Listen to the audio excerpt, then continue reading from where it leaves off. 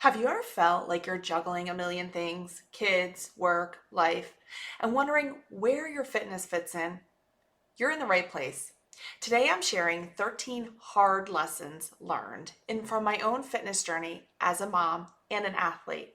These are the insights that have helped me transform my mindset, my body, my life. So whether you're struggling to find time, motivation, or just a reminder that you are not alone, stick around. You won't want to miss this. Welcome back to Miles for Review. I'm Kat, a mom of 2 boys, an ultra-marathon runner, an avid lifter, and a career strength and conditioning coach. I'm obsessed with all things outdoors, food, fitness, and I'm on a mission to pull back the curtain on what true fitness for women and moms really looks like, beyond the perfection-seeking models pushed by the industry norms. Today's episode is a special one for me. Not only is it packed with some hard-earned wisdom, but it also coincides with a pretty big milestone in my life. My eldest son's 13th birthday. But before we dive in, let's catch up a little bit. So, how are you doing? If you're like me, maybe you are in a similar situation. It's the start of the school year. There's a lot going on. Trust me, I'm in the hectic mode right now of navigating the school schedules, the fall sports schedules, and everything that comes with it. And speaking of which, I'm also transitioning back from an incredible vacation with my family. This one was another milestone trip that my husband and I had planned to take with our kids, and we pushed the envelope on that. We did 6 national parks, Grand Tetons, Yellowstone, Glacier, Mount Rainier, Olympic, and North Cascade in a span of 12 days. Flew into Jackson Hole and we drove everywhere and ended up in Washington State and flew out of Seattle to land back home in the Philadelphia area. It was a whirlwind. It was a lot of fun. It was back-to-back days that were 12 to 14 hours, soaking in so many beautiful, peaceful places that the mountain has to offer. And there was also a lot of stressful moments. We own them. We all had them. The coolest thing was that it reminded me of just such the importance to take breaks, no matter if life feels chaotic. Now, was it a relaxing vacation? Absolutely. And it was a really cool thing to see that no matter how packed our days were, we all had these great moments, whether it be on a rock and a lake at a glacier, just to sit there and listen to the silence around, or oceanside at the Pacific Ocean on a beach that was empty and just splashing in the waves, or other mountain lakes that we skipped hundreds and hundreds of rocks. So life is a little chaotic.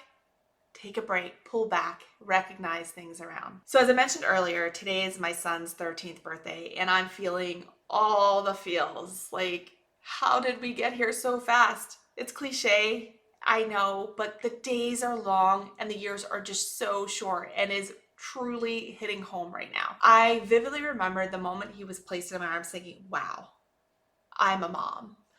But I also remember being scared. Like, scared of the BS that people told me throughout the pregnancy about how I'd never be me again, how my life would solely revolve around my child, how my hopes and dreams would be on hold until he went off to college, and maybe I would never do those. Like, gone are the days of me. Spoiler alert, none of that is true. But I won't deny that things did change. And today I want to focus on the 13 lessons I've learned through my own fitness journey as a mom over these years. While these lessons are rooted in fitness, I think you'll find that they also may apply to some other areas of your life. So let's dive in. Lesson number 1, ditch the perfection. Okay, starting off with a tough pill to swallow. And I will have to say, and maybe I should have prefaced this before, these lessons, I'm not speaking from a pedestal of I have mastered them. These lessons are ones that keep coming up in many different forms. So ditching the perfection. I used to talk myself out of so many workouts because something came up and I didn't feel like I could adjust my schedule, or because the 40-minute workout I planned just got reduced to 10 minutes, it was like, what was the point of doing the 10-minute workout? I used to want to wait for the perfect time or whatever it was, It was, if I'm not doing it exactly how, and oftentimes in those early months, I compare it to not having a child, then it would stop me. So what I learned was use the time you have. Stop searching or waiting for the perfect time, the perfect energy, the perfect feeling, or the perfect outfit. Just show up and get it done. Because perfection keeps you in the same place and feeling lesser than. Lesson 2, adapting and modifying is your new BFF.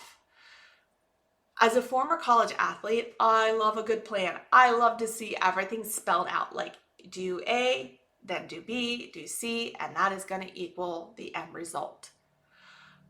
However, as a mom, you need to adapt and modify all the time. So as quickly as your plans are put together, they can just go whoop up into smoke. The more I adapted my workouts to my time, my energy, and my body, the more I went from barely surviving to thriving. Lesson 3, listen to your body. Okay, I'm going to say that again, and I want you to seriously listen to this. Listen to your body. This is tough. And especially those early postpartum weeks when you get that clearance at 6 to 8 weeks and those months. We are told we need to snap back, bounce back. You need to listen to your body, especially, always, but especially in those first couple years. There is so much under your skin that is changing and moving, and that your body did the 9 months, 40 weeks, 42 weeks, plus or minus all of that jazz, that you just don't know is changing. And there's no one size fits all look on how you should be, and there's no expiration date. Rest, scale back on workouts, and know there is no time lost in easing back into moving your body. Ditch that notion of the snap back culture. Your body is not, it's just not meant to snap back. Bodies are different for everyone, and it needs your support. The more you work with and listen to your body, the more you're going to be happier and see results. Lesson 4, own your journey. Your journey is yours. There's no timeline for where your fitness journey should be or your body should be.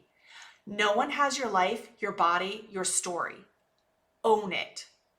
It is unique to you. Lesson 5, don't compare yourself to another person. I get it. In the world full of social media, it is so hard to compare. But remember, your 24 hours is yours. Your journey is yours. Nobody has your body, your story, your journey, your life. Everyone's journey has its struggles and setbacks, whether or not it's portrayed in that little square on IG or not. When you catch yourself comparing, pause and remind yourself of all the things you've overcome to get to where you are. Lesson 6, celebrate everything. This may sound cheesy, and it may sound like that notion of everybody gets a participation trophy, like just, acknowledge every little step and a little woo. But honestly, if you are not the first to cheer for yourself, especially in that beginning when you are restarting a workout routine, if you are not acknowledging every last thing, there's no one else who's going to be cheering for you. The action of laying out your clothes, blocking off time on the calendar, even maybe reaching out to a fitness professional, or having that conscious notion of thinking about, I want to start a workout routine. Celebrate that. You are choosing yourself in a high pressure situation of parenting in a very fast paced life. Own it, celebrate it.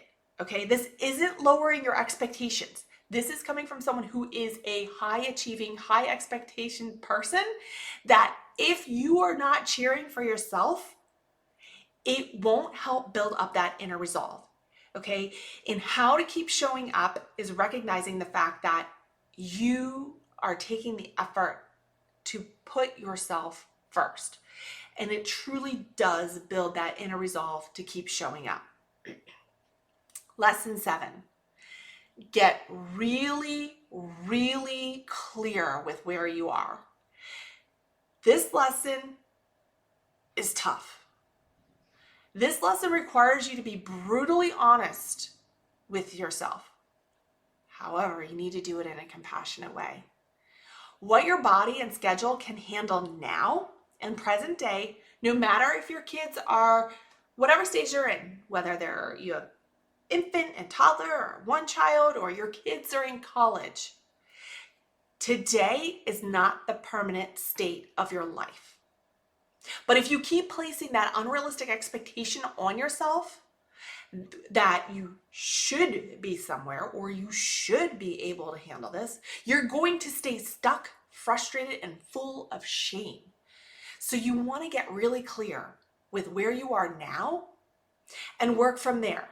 Because as I said, where you are today is not the permanent state. But what will keep you in that permanent state is if you keep putting that unrealistic expectation on yourself.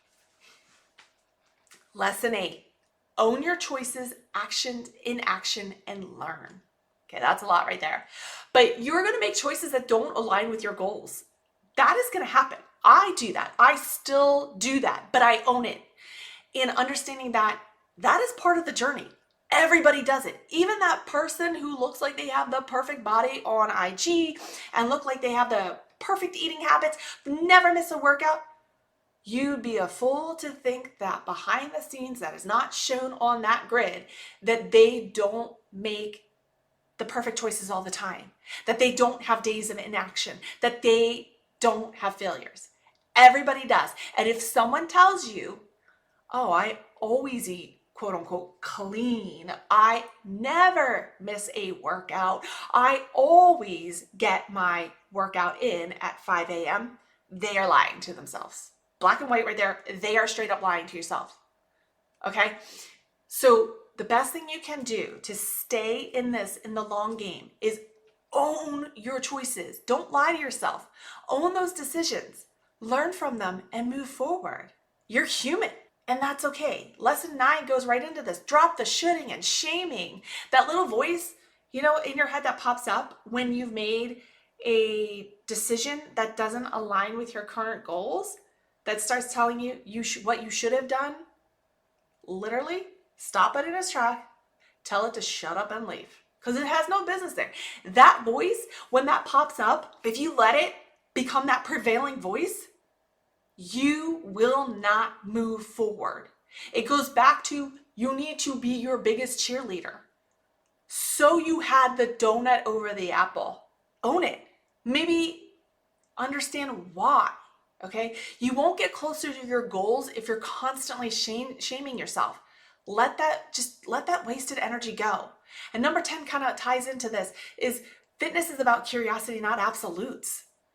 The more curious you are about how your body works, how to gain strength, how to challenge yourself, the more likely you're going to stick to your routine. This applies with nutrition too. The more curious you are about why you chose the donut over the apple, the better you're going to strip away that, I should, if only I, motivated, I would have chosen the apple over the donut. No, that has nothing to do with it.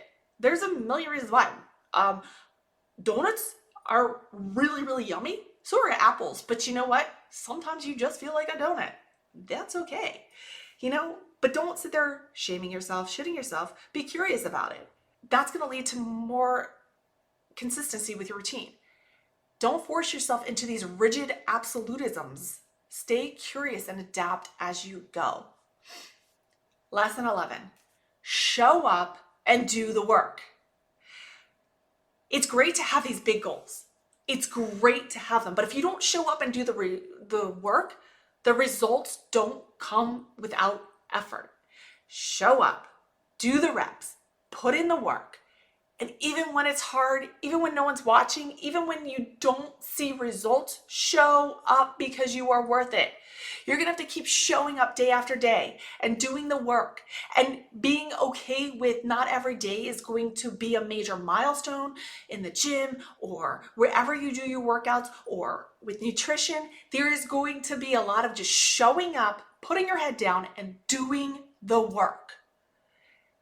But do it because you're worth it. Show up, keep showing up, and know it's going, like, there's work involved. You don't get results without work. Lesson 12. Sounds contradictory to what I just said.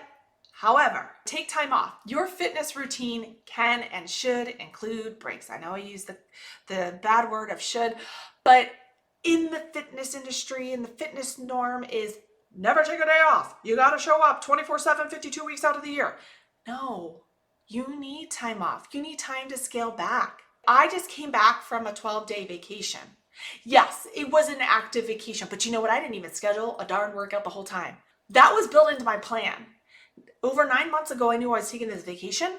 That was built into my workout plan, my run training, my everything. And leading up to that, I wasn't overly working out because I was like, oh no, I'm taking 12 days off. I have to overly push it. When I came back, it wasn't, oh, I got to make up for last time. No, it was built into my routine that this was my time off.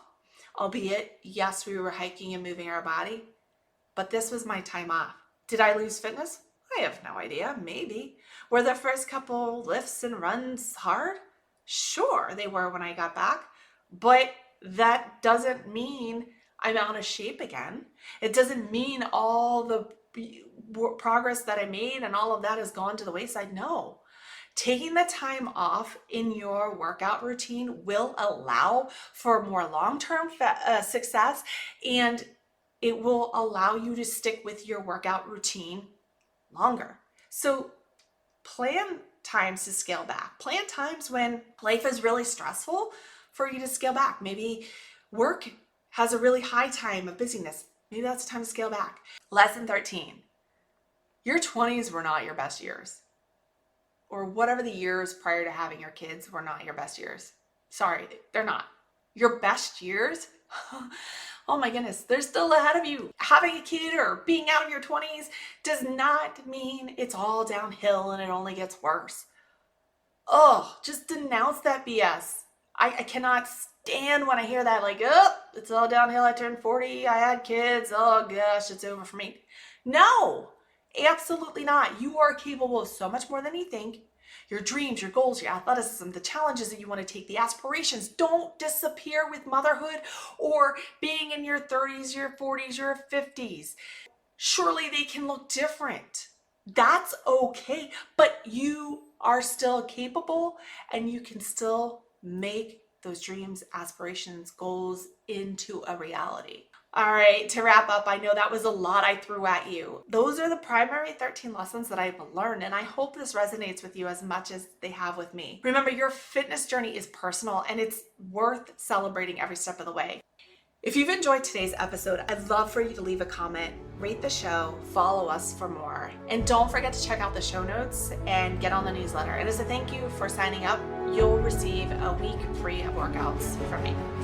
Thank you for spending this time with me today. I'm so grateful for each one and every one of you. And until next time, keep showing up for yourself, keep celebrating those wins, and keep being the badass you are.